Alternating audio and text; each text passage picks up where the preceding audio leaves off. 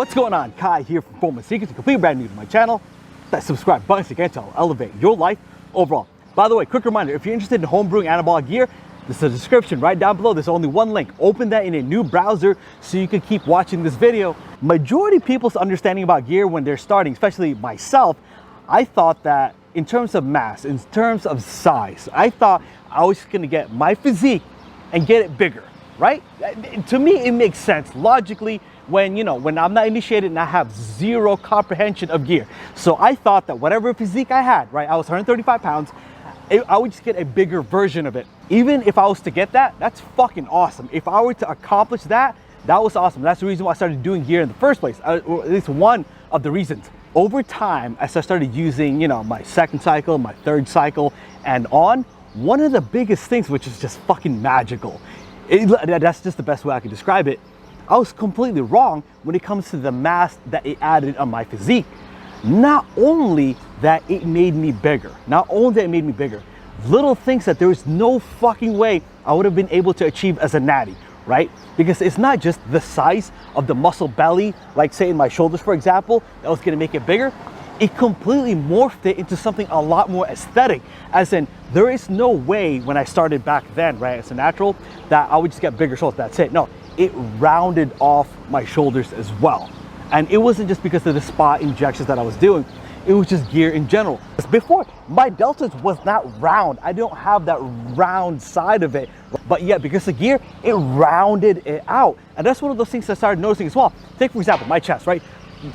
I'll be honest with you, I've always had a pretty big chest, okay? I've always had a pretty big chest. But the one thing I never had was that lift on top of my upper pec.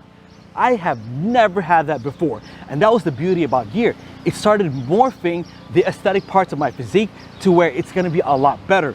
My shoulders were a lot more rounded, my chest was a lot more lifted, my traps was a lot more out as well. So it wasn't just size, right? I thought I had an understanding about gear, but again, I was completely wrong because it had so much more benefits when it comes to the actual aesthetic side of it. So not only that it will make my muscle bigger, it will actually make it look more aesthetic as well. Same thing with my back. I've never had flared out lats before. Never. I've always had your basic normie physique like everybody else, right? Broad shoulder, but then my lats would just be up and down. That's it. My lats like literally leaking off the side of my body. I've never had that. I literally feel like I have fucking wings, right? That's the reason why it's so hard to find t-shirts out there or regular dress shirts out there to fit because of my lats. The size of my forearms is a lot bigger. A lot of things to where I thought whatever I had would grow. So if there was no muscle there, it wouldn't have grown, right? Because that was my basic understanding of it.